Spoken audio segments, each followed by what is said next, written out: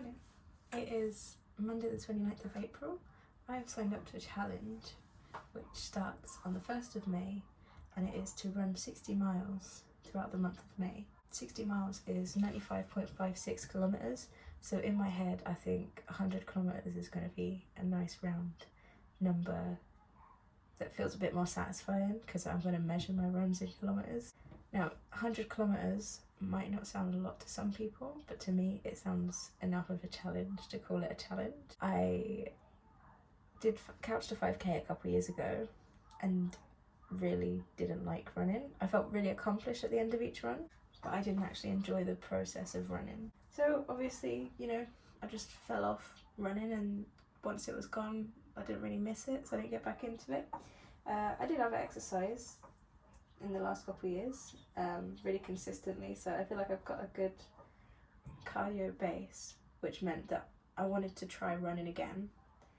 So I did, and I loved it actually.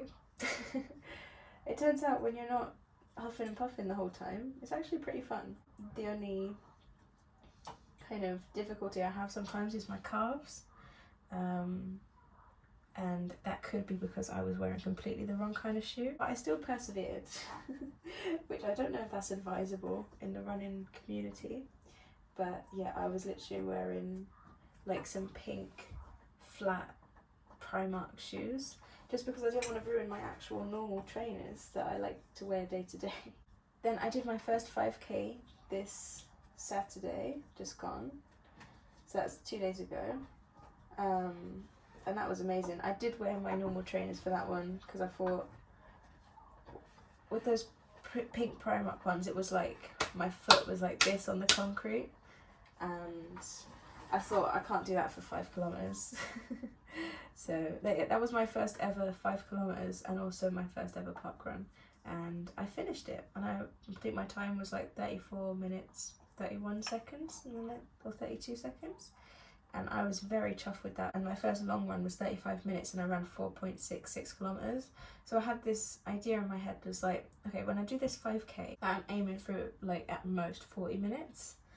But yeah, so then when I did it and I'd got 5k in less time than it had taken me to do the 4.66 kilometers, I was really chuffed with that. And I think probably a part of it is just having those like marshals cheer you on, giving you an extra boost, and then like running with other people. It just encourages you a little bit, doesn't it? Instead of having to rely on your own brain. Just making my daughter's breakfast while I talk to you about this. If I haven't mentioned already, I'm doing this challenge in support of Marie Curie. The other day I was scrolling on Facebook, as you do, and I saw their advert come up for this challenge, and I thought, you know, I'm getting back into running, I'm really enjoying it, so why not try to raise a little bit of money for a good cause in the meantime. So that's what I'm doing. Thought maybe I should provide a little bit more context about the charity, Marie Curie.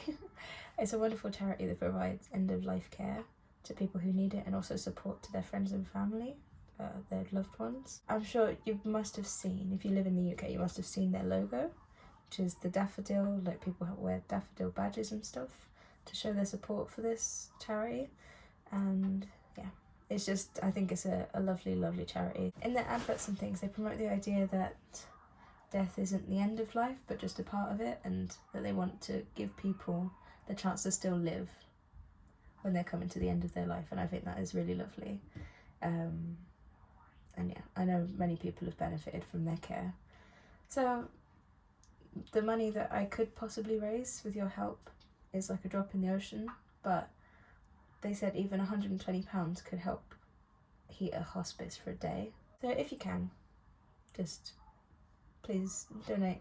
There will be a link somewhere on my profile or in the description, depending on where you're watching this.